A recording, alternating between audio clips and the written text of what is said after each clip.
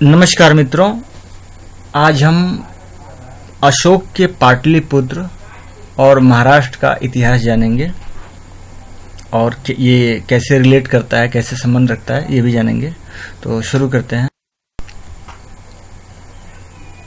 आज का पटना, जो एक छोटे शहर और बिहार की राजधानी है, इसका प्राचीन नाम पाटलिपुत्र है। पाटलिपुत्र मौर्य वंश के शासन में विशाल राज्य था। सम्राट अशोक के पहले पाटलिपुत्र की सीमाएं वर्तमान मध्य प्रदेश, छत्तीसगढ़, उड़ीसा और आंध्रा तक फैली थी।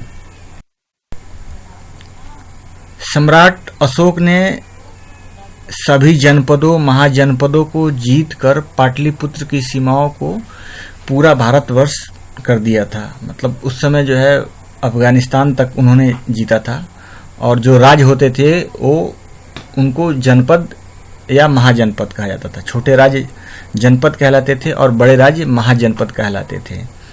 तो जितने भी जनपद और महाजनपद थे उन्होंने सबको जीत लिया था। केवल एक ही जनपद को नहीं जीत पाए, वो है कलिंग। कलिंग राज्य था, उसको नहीं जीत पाए। कलिंग में हुए नरसंहार से उनका हृदय परिवर्तित हुआ और उन्होंने शांति का मार्ग, बौद्ध धर्म अपनाया उस समय। और बौद्ध धर्म के प्रचार प्रसार के लिए उन्होंने अपने बहन और बहनोई को श्रीलंका भेजा।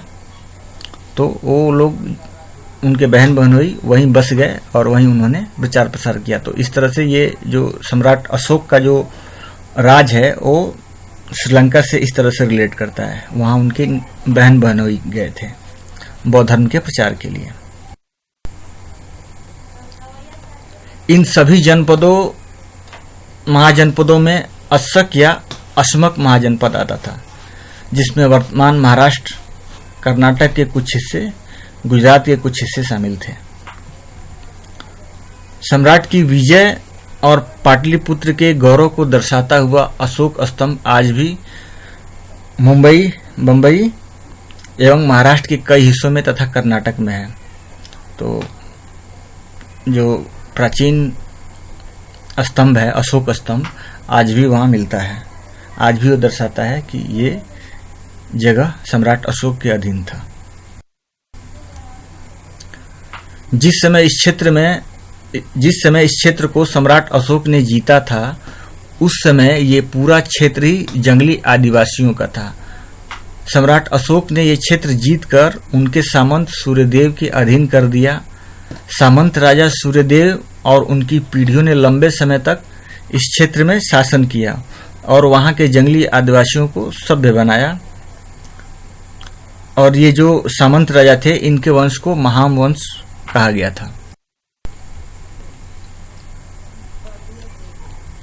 इसके बाद इस क्षेत्र पर कायस्थों के शुंग वंश का शासन आया और उनकी कई पीढ़ियों ने शासन किया।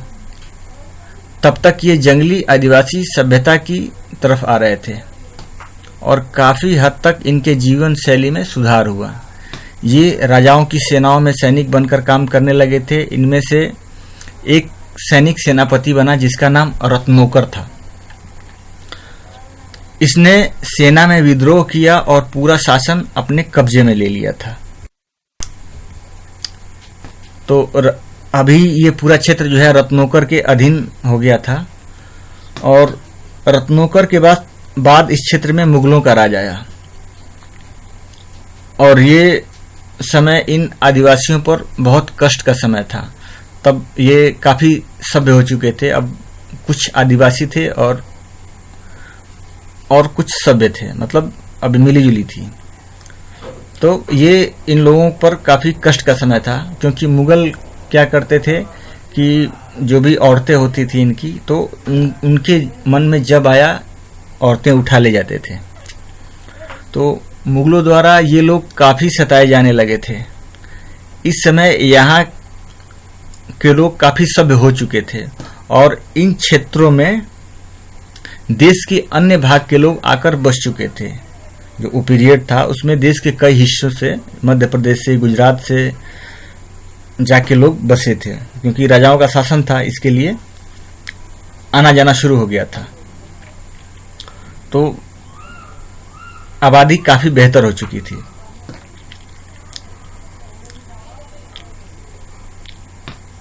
तो लोगों के बसने का कारण जो इनको सभ्य बनाने में काफी मदद की है और इनके सीखने की क्षमता काफी अच्छी थी। ये कई राजाओं के यहाँ सैनिक, सूबेदार, मंत्री बन चुके थे, अर्थात काफी विकास हो गया था। तब मुगल आए और इनको प्रताड़ित किया। अब इन्हीं समुदायों में से, जिनको आज कुंभी कहा जाता है, तो इन्हीं कुंभी समुदाय से जो छत्रपति शिवाजी महाराज थे, बहुत वीर थे, वो आए। तो उन्होंने मुगलों से काफ़ी लड़ाइयाँ लड़ी और मुगलों को हराया और काफ़ी क्षेत्र उन्होंने अपने अधीन किया।